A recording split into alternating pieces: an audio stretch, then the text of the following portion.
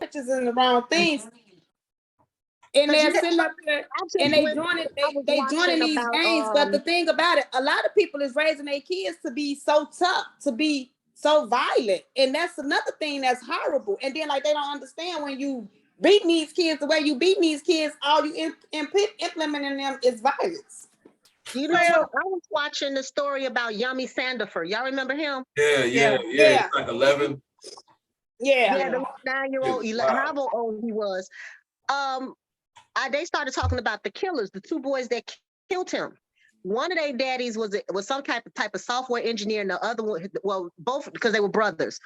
Their daddy was a software engineer, and their mama was some kind of teacher. So my thing is where did they? You know, it's like we always want to. When we think about these kids, we think about, you know, mamas like Precious Mama. Let's put it there. You know, but some of these kids just out here doing what all the other kids in the neighborhood is doing. Well, let me point out something when we talk about that kids, this generation. A lot of things have been taken from them.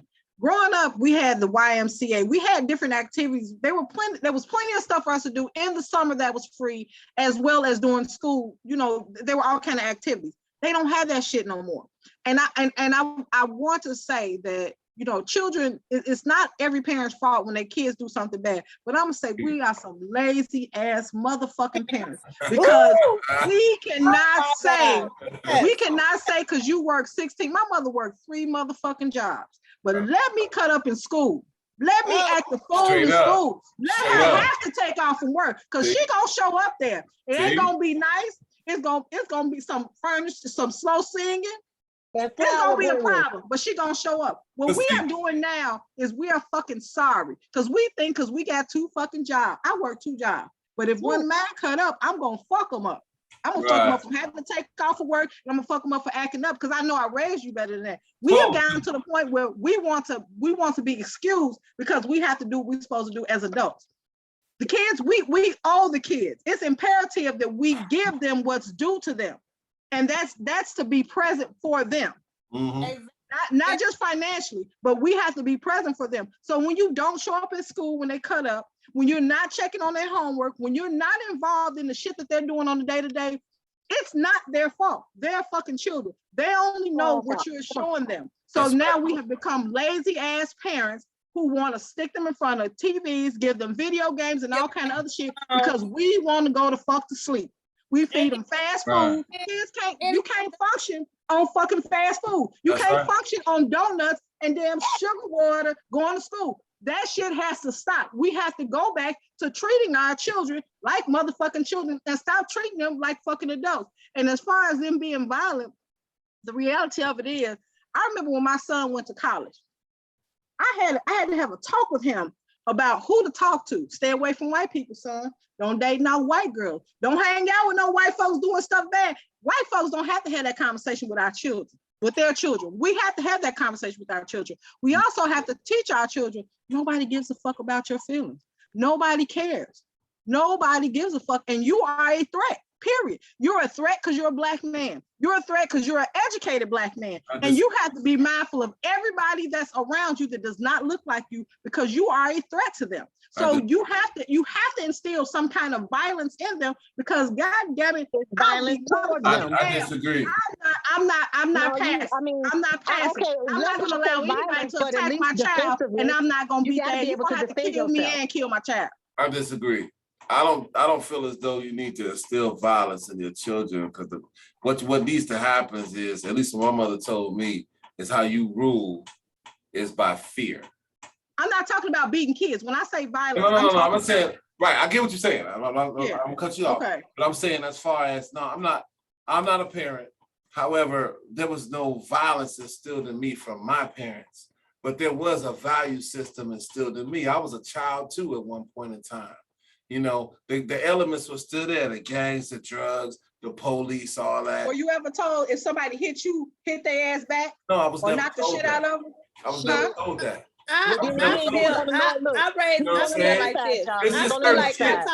I teach my kids values and morals. I teach my kids what to fight for. I teach them what to fight for, and everything is not meant to be handled in a violent type of way. And that's the thing.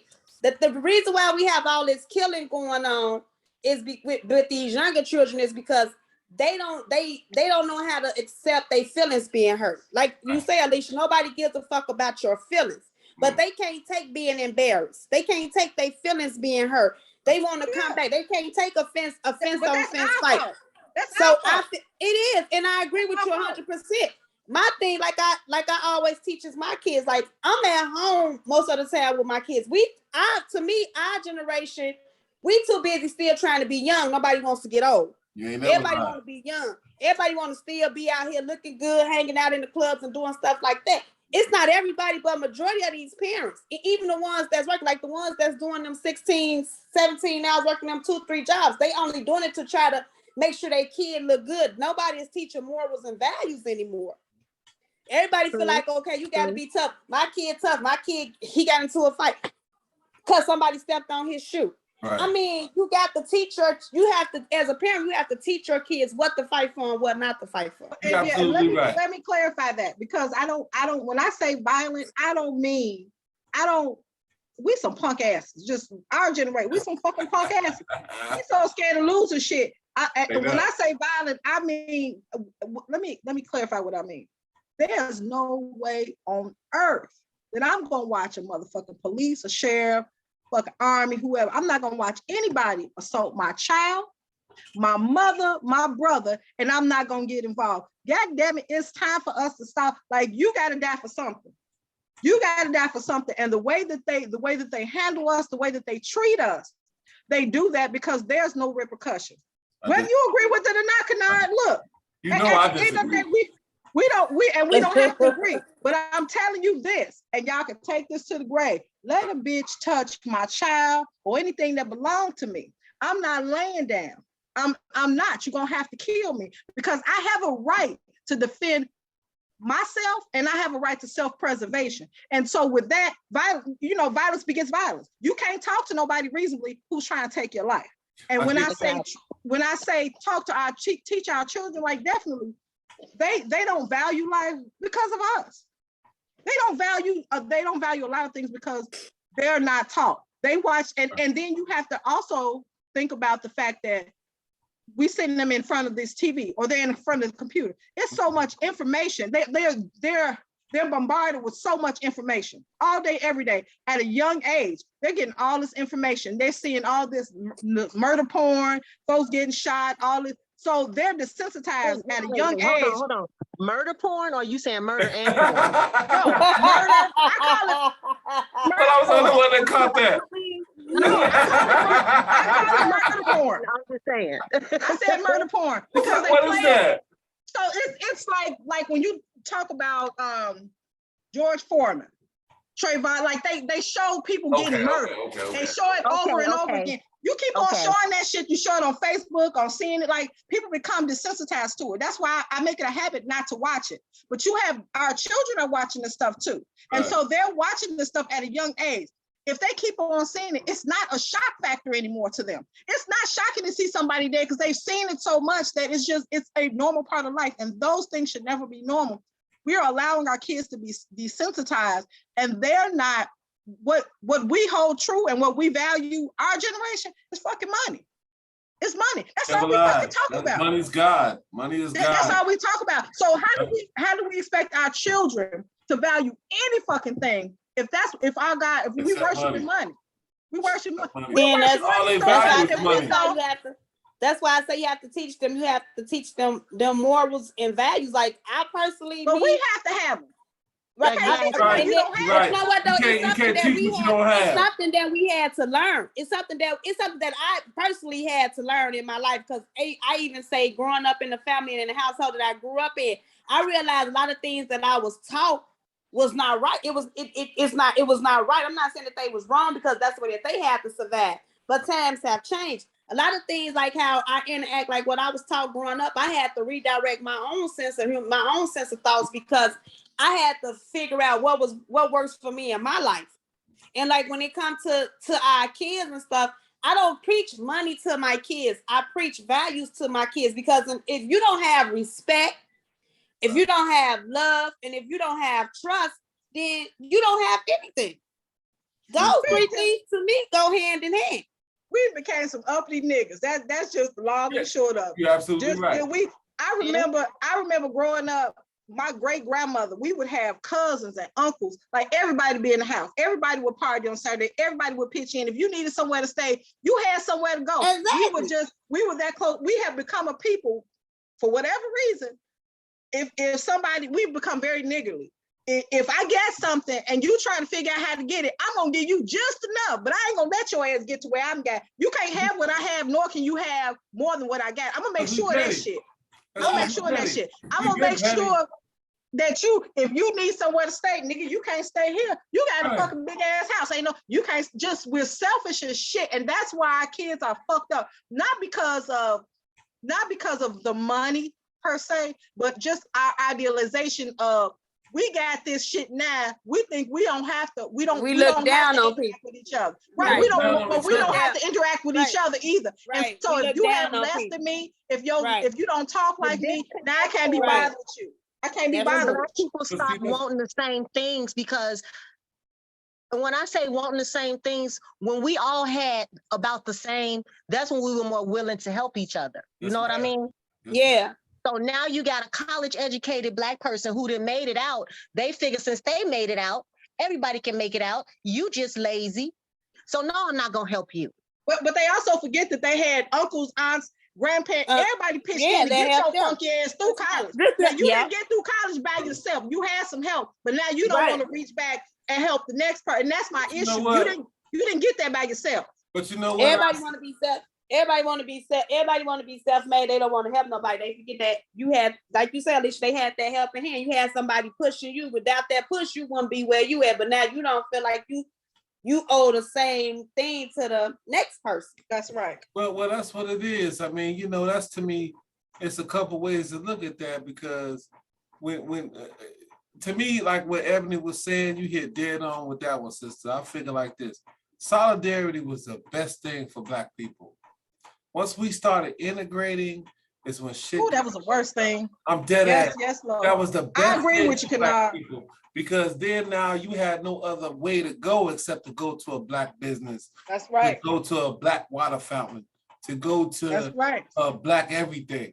That shit builds unity, because now we all struggling together, and we all gonna make it together. But now since you done set up and you done set this in there. Of course, see, the thing is, speaking of Pac, by the way. Wait, no. That was 20 minutes ago. Hold on. I'm gonna give some props on this one. I'm gonna give some props. Okay, the Pac movie I actually like. It's a Tupac movie out. So anyway, it's a point in there, and I said this in the last show. It's a point where Pac mother says to him, they're gonna give you the tools you need to destroy yourself, right? So they did that. They put drugs in the neighborhood, they put guns in the neighborhood and all this. And niggas, if you know niggas like I know niggas love free shit, so they're gonna scoop that shit up and use it. So they use the guns and they use the drugs. Now it's a thing where, okay, well, Joe Blow over here making 10 grand a day. Well, I'm only making 6 grand a day. We finna go get him because we petty and we jealous, harder than envious. So then now you got this whole divide and conquer thing where they can sit back and just say, oh man, look at these niggas, they killing up each other. So going to what you said, Alicia, as far as being desensitized to Black people being killed, well, we killing each other more than the cops or anybody else. Well, so when I take issue, so if you look at the FBI statistics, Black people are not killing, like that Black on Black crime, that shit boils my motherfucking, it's not a such thing.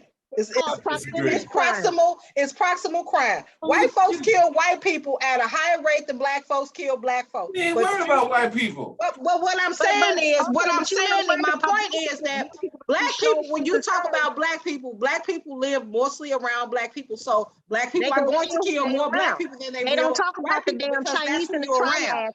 They don't talk about the triads and shit, them Chinese gangs. They don't talk about the MS-13s and shit. They out there killing each other too, but see, they keep it within themselves.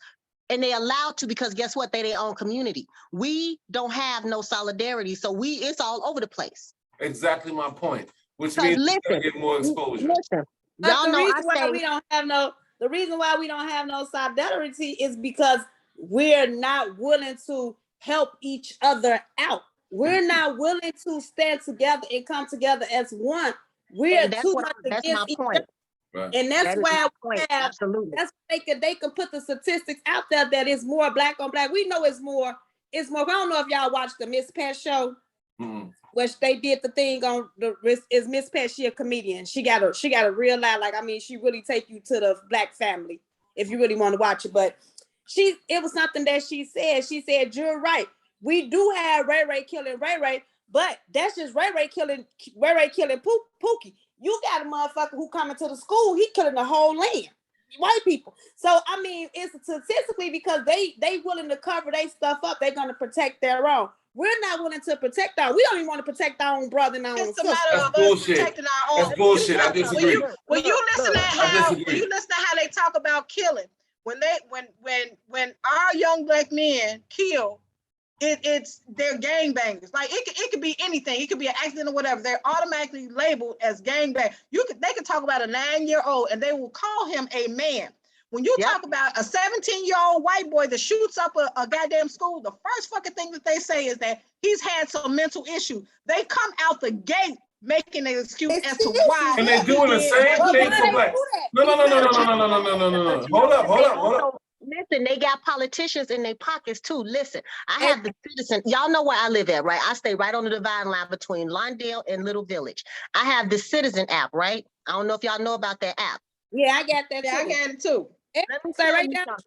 Let me tell you something. These damn on the south side of Cermak that I live on, when I tell you all they do is pop off all day long, they kill each other all day long. But guess what? It's not in the news like it is with us. You want to know why? Because they politicians know how to keep that shit quiet. Exactly. Our politicians don't do shit. Because our politicians, we have appointed politicians. We don't have nobody that we actually paid for. And I mean, that's the bottom line. You buy politicians. Right. You right. You right about that. That's true. We ain't putting a dime up for a fucking thing.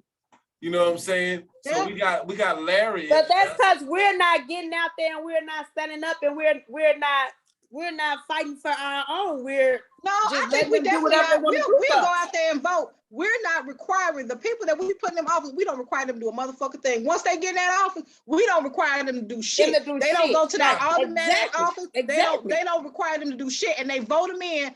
They vote. They don't even.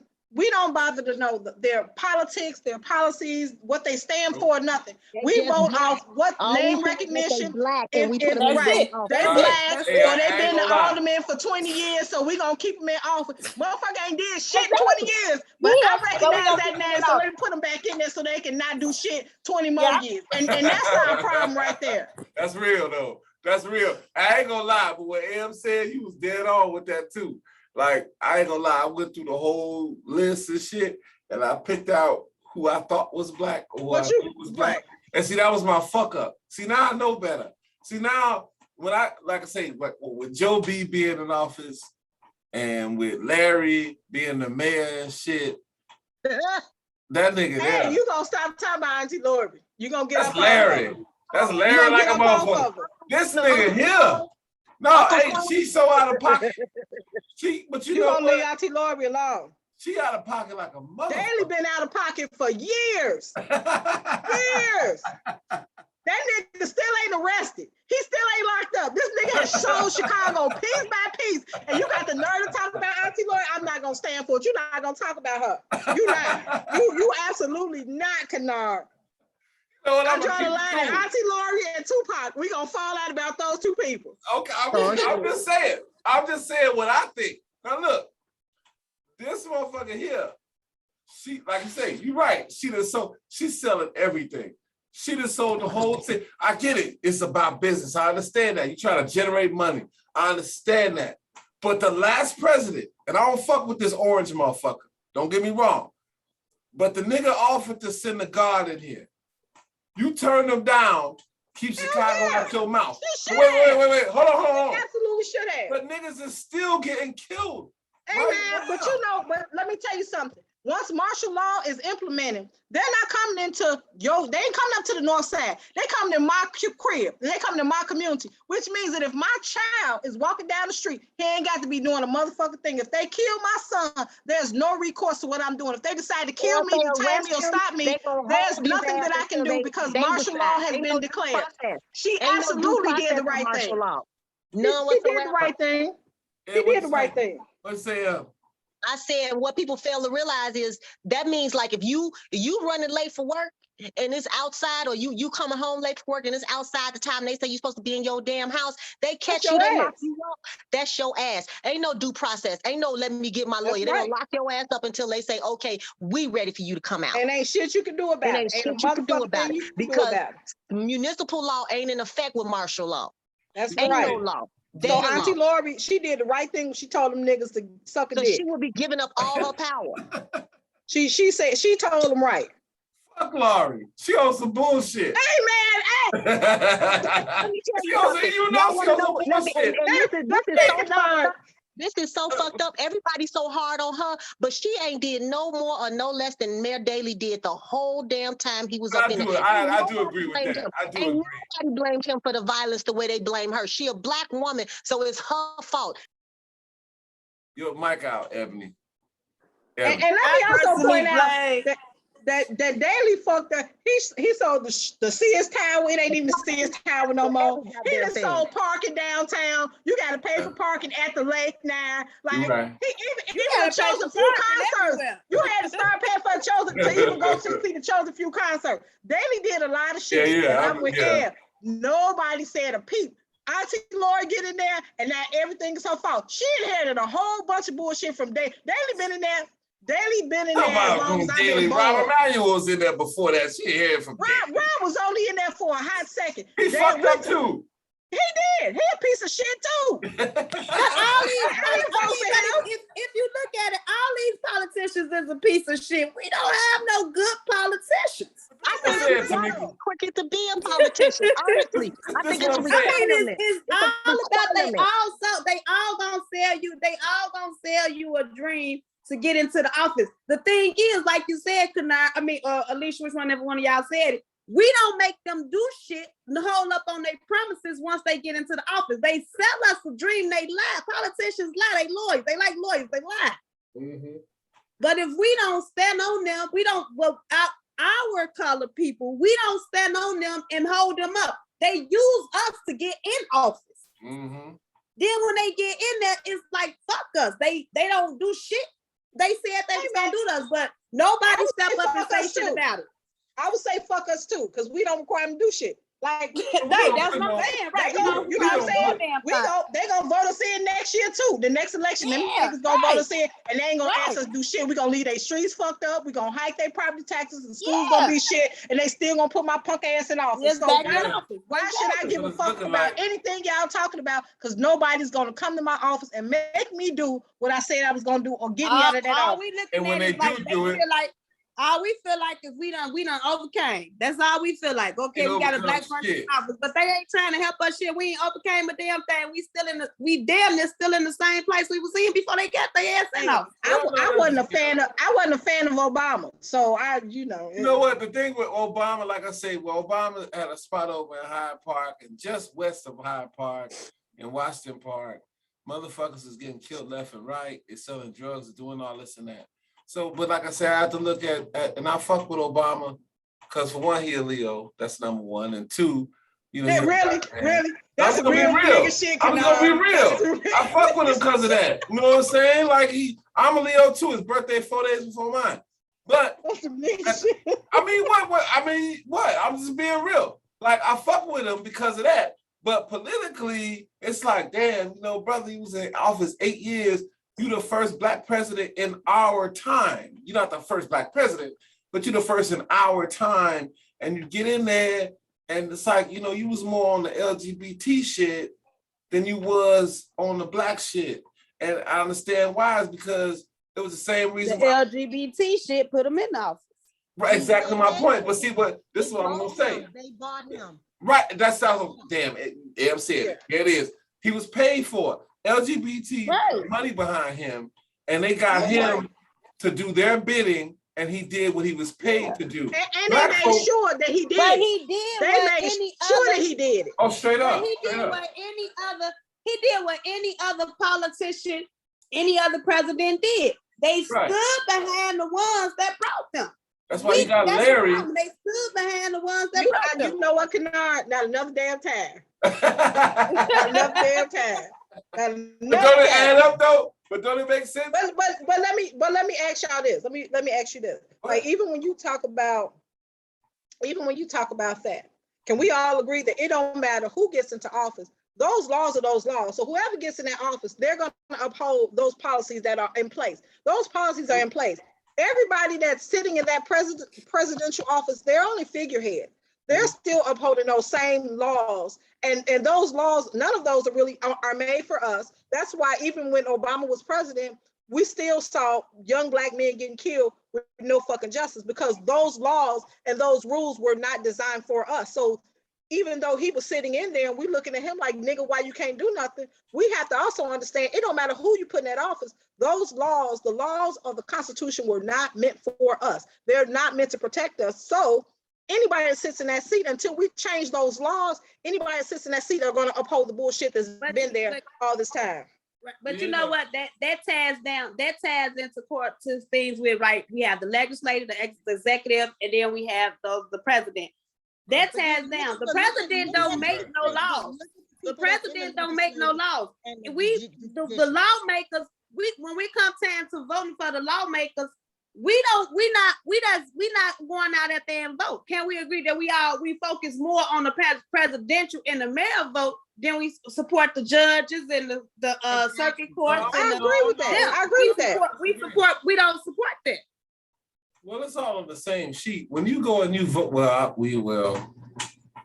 fuck it. Well, no, because we have to vote for them every 2 years. Are you saying something, Kennard? The legislative and the legislative and executive, the legislative and executive, the traditional one, we vote for them every 2 years. How many people? We're not going out there putting that same force behind them that we put behind the president. And that's why the laws are being made how they being made.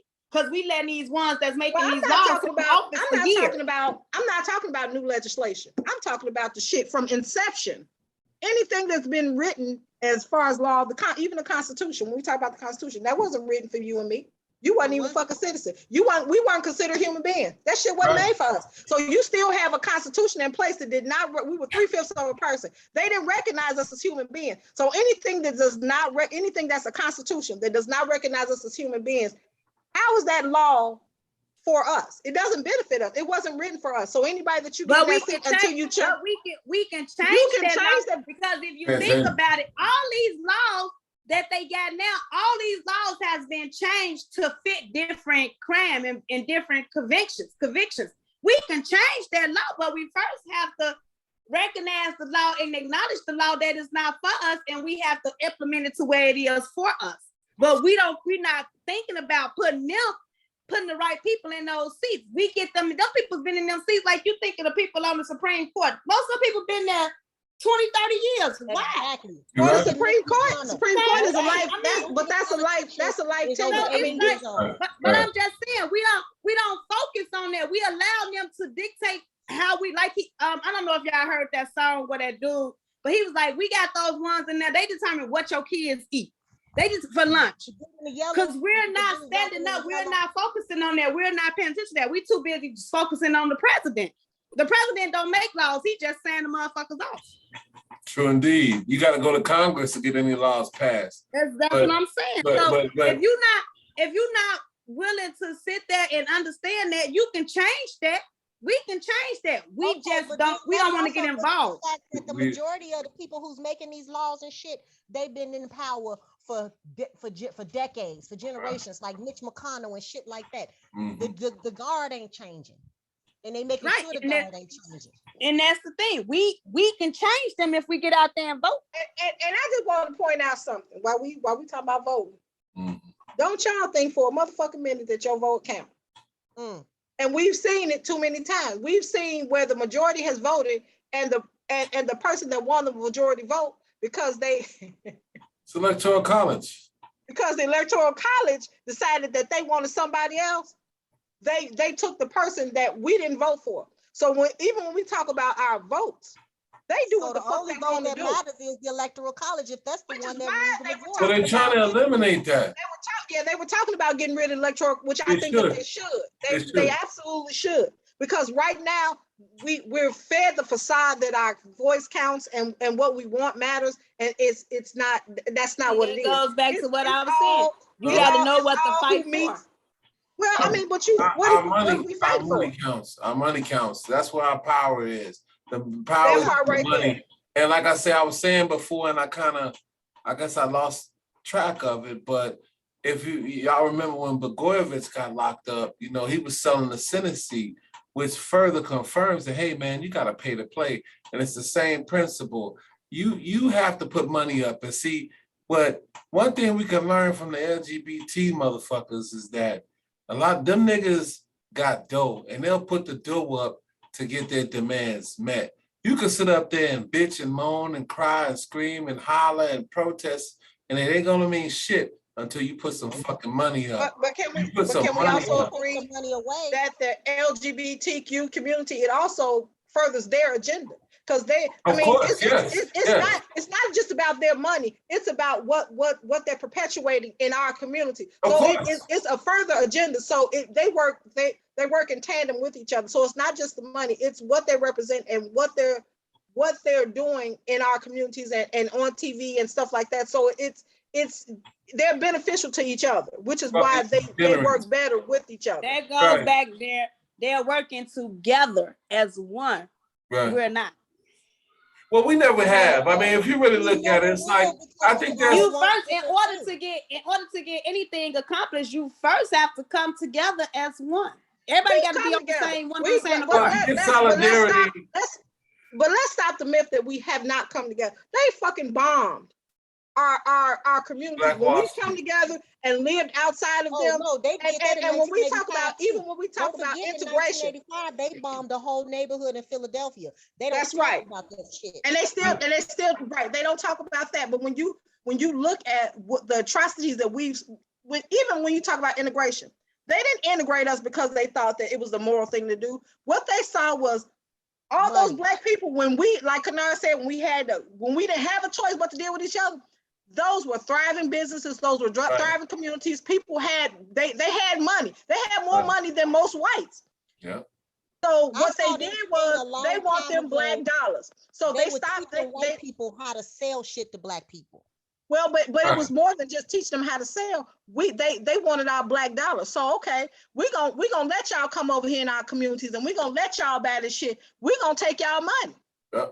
We're gonna take y'all money, and when they took our money, they took all that shit and resources out of our community. So when you look at our communities now, they're food deserts. They're bad places to be right now because there's nothing there. But when we couldn't deal with them, we had everything that we needed within the community because we didn't have anything else. But can we agree that they take it?